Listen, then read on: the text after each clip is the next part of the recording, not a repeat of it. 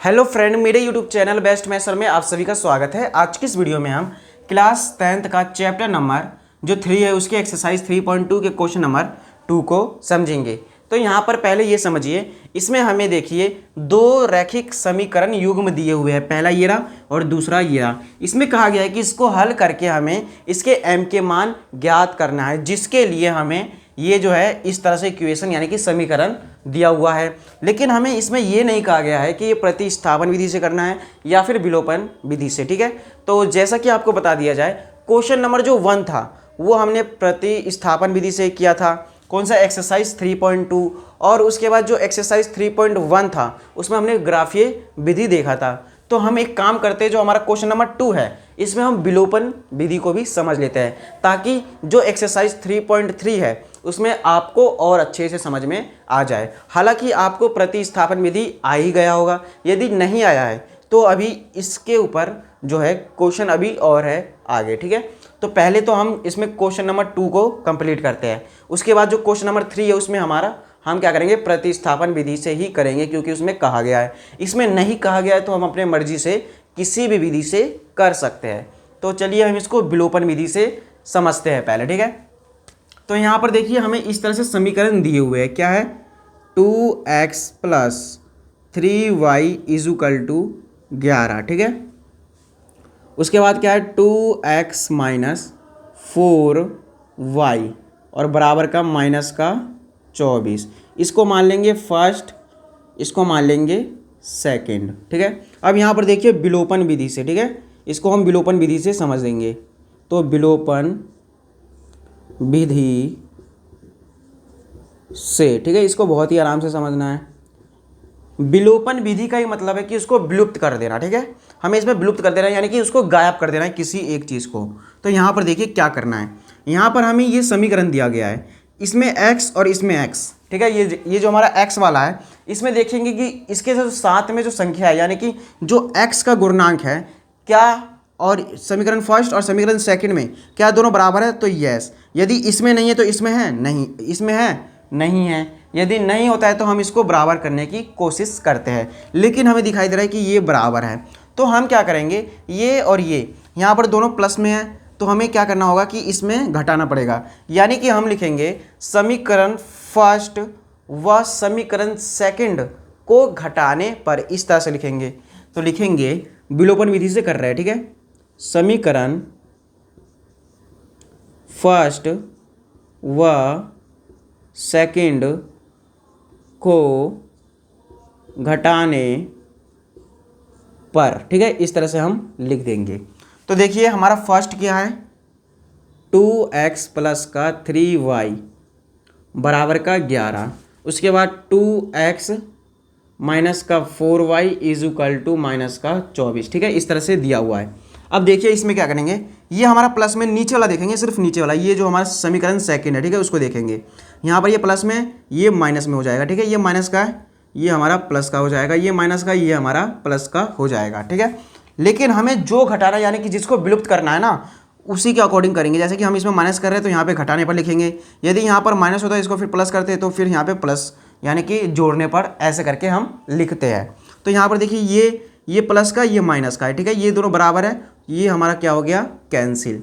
तो देखिए 3 और 4 कितना हो जाएगा, 7, और ये हो जाएगा y, प्लस प्लस प्लस ही होगा, प्लस प्लस क्या हो गया, प्लस 3 और 4 7, ठीक है। यहाँ पर प्लस, यहाँ पे प्लस, प्लस प्लस प्लस हो जाएगा, 4 1 5, और यहाँ पे हो जाएगा 3, 7 से कट जाएगा 35 कितने बार में, 5 बार में। तो इस तरह से y जो है हमारा कितना आ गया, 5, ठीक है।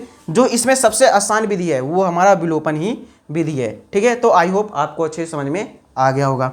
उसके बाद देखिए यहाँ तक तो आपको इसी तरह से करना है। उसके बाद y का मान हम समीकरण फर्स्ट या समीकरण सेकंड में भी रख सकते हैं। तो लिखेंगे समीकरण,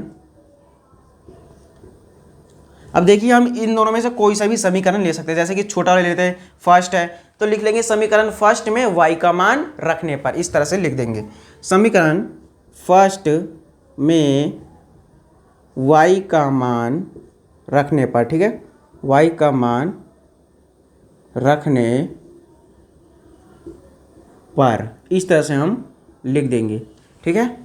अब उसके बाद देखिए जो हमारे पास समीकरण फर्स्ट है उसको उतार देंगे, क्या है 2x फिर प्लस है 3y इज इक्वल टू 11। ठीक है, यहाँ पर देखेंगे हमें y का मान दिया हुआ है 2x प्लस 3। देखिए y का मान कितना है 5, तो यहाँ पर गुना 5 बराबर का हो जाएगा 11, यानी कि 2x बराबर का 11 और ये हमारा 5 दिया 15 हो जाएगा। 15 यहाँ पे प्लस का, यहाँ पे आके माइनस का 15 हो जाएगा, यानी कि 2x बराबर, इनको घटा देंगे तो कितना बचेगा हमारा माइनस, बड़ी संख्या ये है, और प्लस माइनस क्या हो जाएगा माइनस का 4। उसके बाद यहाँ पर लिखेंगे 2x, यहाँ पर ये जो हमारा गुना में 2 है इसको बराबर के इस साइड में भाग में ले आएंगे इसके, तो 2 से कट जाएगा 4, कितना बार में 2 बार में, और माइनस है तो x बराबर माइनस का 2। तो इस तरह से हमने x और y का मान ज्ञात कर लिया। यदि हमने x और y का मान ज्ञात कर लिया तो हम इसमें अब m का मान ज्ञात कर लेंगे। कैसे? जो हमें ये समीकरण दिया हुआ है, ठीक है, इसमें हम क्या करेंगे x और y का मान रख देंगे। तो लिखेंगे यहाँ पर पहले जो हमारा x है वो कितना है, x बराबर हो जाएगा माइनस का 2 और y बराबर हो जाएगा हमारा y बराबर है प्लस का 5। ठीक है, ये और ये हमने यहाँ पर लिख दिया। उसके बाद क्या करेंगे y इज इक्वल टू, ठीक है, x बराबर माइनस का 2 और y बराबर 5 का मान लिखेंगे, का मान y बराबर mx प्लस 3 यानी कि इस इक्वेशन में रखने पर इस तरह से हम लिख देंगे। ठीक है, इस तरह से लिख देंगे। तो उसके बाद देखिए अब हम क्या करेंगे, यहाँ पर जो हमारे पास ये y is equal to m x plus का 3। ठीक है, यहाँ पर देखिए हमारा y है, y क्या निकाला हमने 5, तो यहाँ पर लिख देंगे 5 प्लस का है बराबर m इंटू में x है इसके, यानी कि x हमारा कितना माइनस का 2, तो लिख देंगे माइनस का 2 प्लस का 3, यानी कि 5, ये प्लस का यहाँ पे आके माइनस का 3 बराबर हो जाएगा।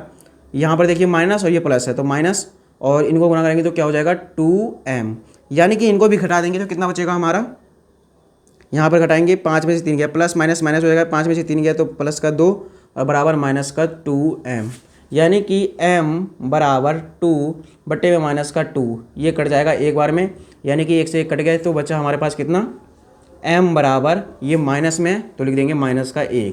तो इस तरह से m का जो वैल्यू आ गया कितना आ गया, माइनस का 1। तो इस तरह से जो क्वेश्चन नंबर 2 था वो हमारा इस वीडियो में कंप्लीट हो गया। तो आई होप आपको अच्छे से समझ में आ गया होगा। आप इसका स्क्रीनशॉट या फिर आप इसको कॉपी में नोट कर लीजिए।